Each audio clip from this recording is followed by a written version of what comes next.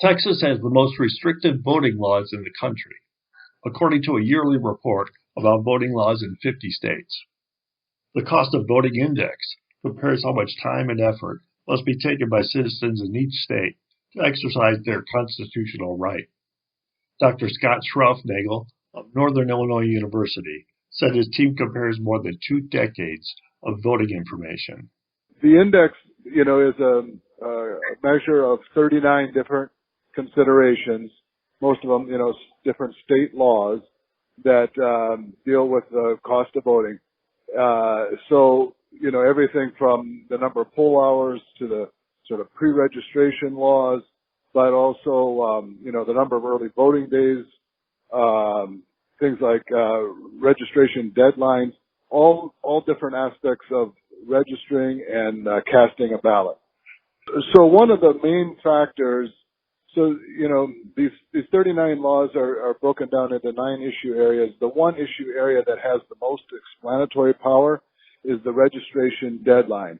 And that is, having to be registered 30 days in advance of the election, which is the case in Texas. Now, most of the country allows same-day voter registration. So you register the same day you go to vote. And so that 30-day restriction is one of the biggest factors, influencing Texas's low score. But there's other things, like the number of early voting days is below the median. No same-day voter registration.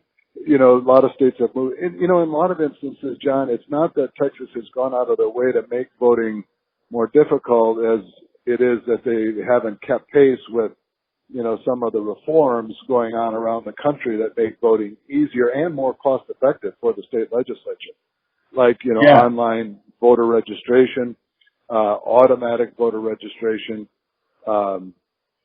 even things like poll hours. And then, of course, Texas got rid of some polling stations, since the last election cycle, and that is one of the factors that the variables that gets factored into the index as well. With the pandemic, and so 4 states have added mail-in voting. 15 states have liberalized their absentee voting process. So, there's another way that Texas scores low. A lot of states have what we call no excuse absentee voting. If you want to vote absentee, you simply request a ballot and you can vote absentee. Where Texas, you have to have sort of a government-sanctioned excuse to vote absentee or over a certain age. And so those are, more of the laws that causes Texas to be ranked as a higher cost of voting. The absentee voting process is more cumbersome, more time-consuming for folks. Texas ranks historically low in voter participation, but Schraufnagel said the successful reforms already proven by other states could increase turnout by 10%. He also stressed they found no evidence that increased voting favors either the Democratic or the Republican Party. He said the long lines we're seeing now are due to a lack of early voting days and polling locations. On those 2 points, Governor Greg Abbott extended the period for early voting, but according to a Leadership Conference Education Fund report, in the past 7 years, the state of Texas has closed 750 polling locations. Ours is attempting to measure sort of the electoral climate of the state. It's like, is the state, to what extent does the state embrace democracy? Really, our motivation, my original motivation was just about sort of democratic inclusion. Historically, the U.S. has been a beacon for the world, right? In terms of how to do democracy right? How do you, include, a reasonable number of people in the democratic process, smooth transition of turnover of, elected officials and so forth. And the idea is that, in recent years, the U.S. has sort of fallen off, in that we're not necessarily considered, at the forefront of democratic inclusion. We were one of the first countries to drop property requirements. We were at the forefront of women's right to vote, extending the right to vote to 18-year-olds and so forth.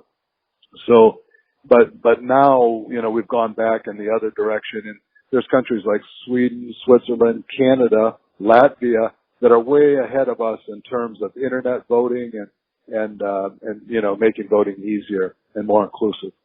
And to wrap up, if you could tick off a couple of basic reforms that would liberalize the Texas system the most, that would help voters the most.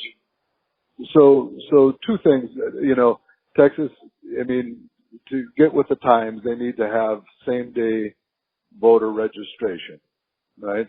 Preferably at the polling location. Some states have gone to same-day voter registration, but you got to go down to the courthouse. And then, not unlike with mail-in voting, Texas should allow voter registration via the internet.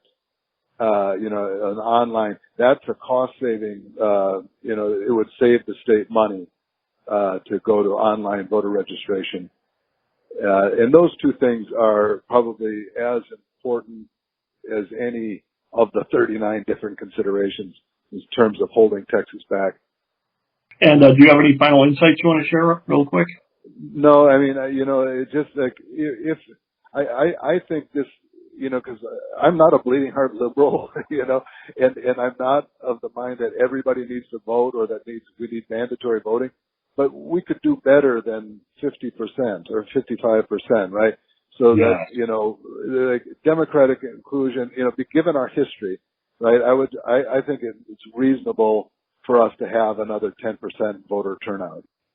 For the People's News, this is John Mueller reporting.